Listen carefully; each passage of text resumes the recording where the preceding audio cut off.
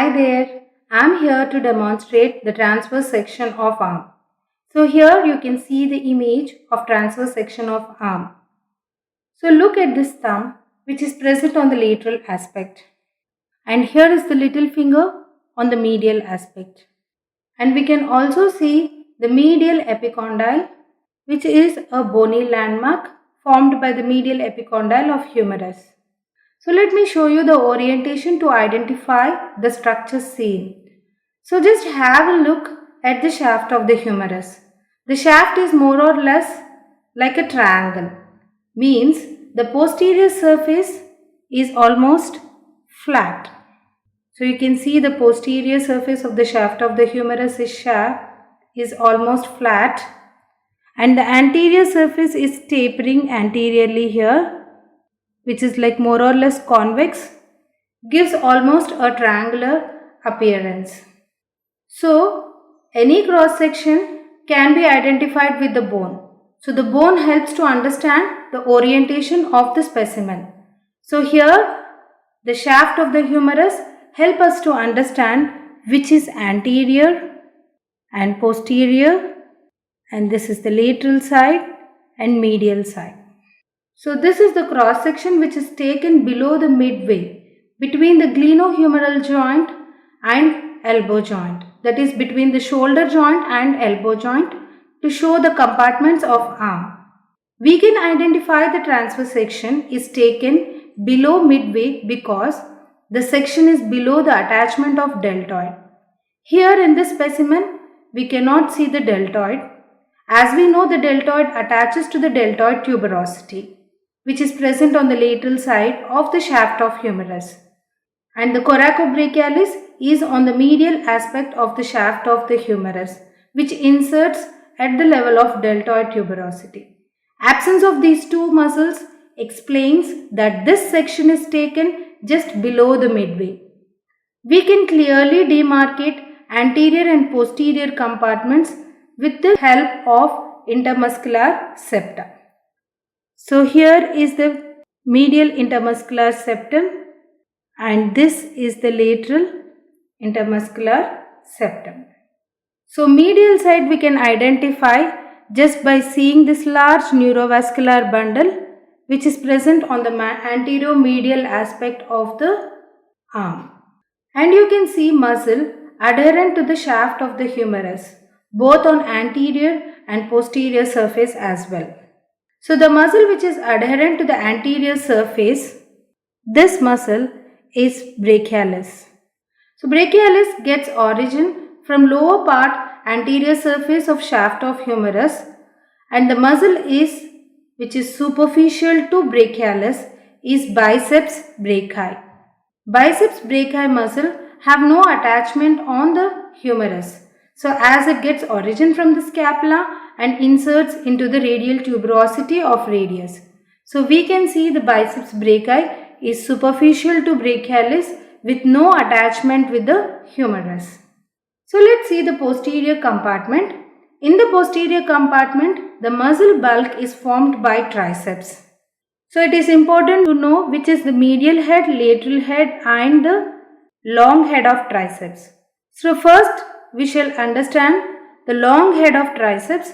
The long head of triceps is most superficial in the posterior compartment of arm with no attachment with the humerus. It is not having any attachment with the humerus because it gets origin from the scapula and inserts to the olecranon process of ulna.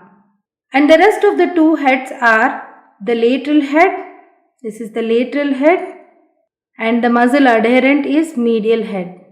And in the posterior compartment, near to the shaft, that is near to the posterior lateral aspect, we can see a neurovascular bundle. So the nerve here, which is whitish in color, which is quite closer to the shaft of the humerus, is radial nerve.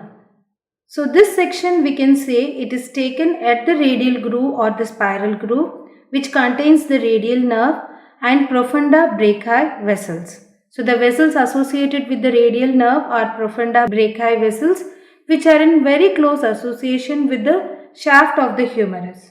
And one more thing to note is radial nerve is quite closer to the lateral intermuscular septum, and it is just very close as it is going to pierce the lateral intermuscular septum and come forwards towards the lateral side of arm. We can also appreciate a big neurovascular bundle on anteromedial aspect, which contains median nerve, and along with the median nerve the vessels are brachial artery. So this is the brachial artery, and we can also see the veins associated with the brachial artery. And more medially, just posterior to the intermuscular septum, we can see one more nerve quite thicker called as the ulnar nerve. So ulnar nerve lies posterior to the medial intermuscular septum, whereas the median nerve lies anterior to the medial intermuscular septum. So that's how you can identify. Most medially, posterior to the intermuscular septum is the ulnar, and median nerve is anterior to the intermuscular septum. So this completes the basic demonstration of cross section of arm. We shall see one more section to understand again. So here is the one more section. Now let us just revise once to identify the structures.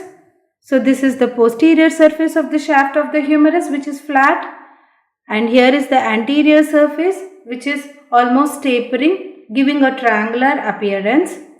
And we can see anteromedially, so this is the medial side, a large neurovascular bundle, and here posterolaterally a small neurovascular bundle.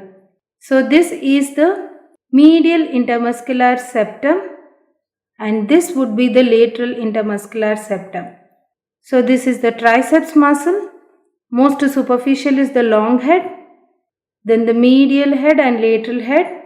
So this is the lateral head, this is the medial head of triceps, and we can see the radial nerve here, which is along the lateral intermuscular septum, and the vessels here are the profunda brachii vessels, which are along with the radial nerve.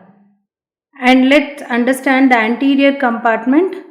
Here is the superficial vein which is running anteriorly, and we can see the biceps brachii, which is most superficial and has no attachment with the humerus, and this muscle which is adherent to the humerus is brachialis. And let's see the nerves here. So the nerve here which is along with the brachial artery is the median nerve, and these are the brachial arteries along with its veins, and here we can see the ulnar nerve posterior to the intermuscular septum, and we can also appreciate medial cutaneous nerve of forearm. So thus now we can identify the arm in any section. Thank you.